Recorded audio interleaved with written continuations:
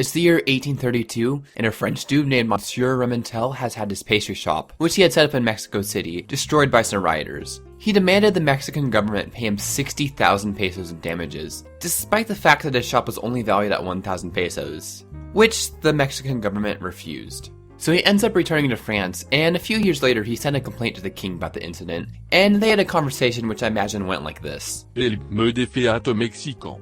Non. They destroyed me croissant. Okay, so it was a bit more complicated than that, with France having had some actual grievances in the past with the Mexican government. But I guess hashtag avenge less pastries made for a better casus belli in the eyes of the French. So, in 1838, French Prime Minister Louis Mathieu Molé, I probably said that wrong, sent a demand of 600,000 pesos to the Mexican government, which they refused. So the French then sent in a fleet to blockade most of Mexico's east coast and capture the city of Veracruz, which they did by December of that year. The Mexicans in response declared war and had to begin smuggling in goods from Texas, which at the time was its own country.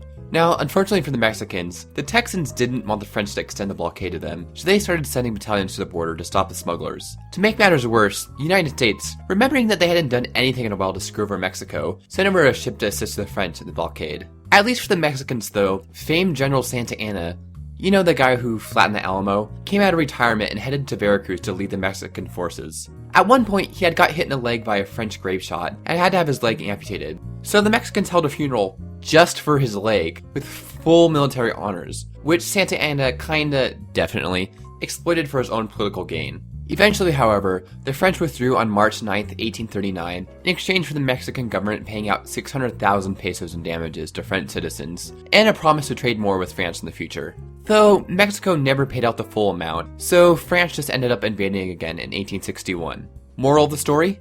Don't screw with the French's pastries. Thanks to patrons Skylar Weston, Amit F.A. Simchek, Edward N.K.V.D., Joseph Rose Tito, Ben Hughes, and Zy Mandez.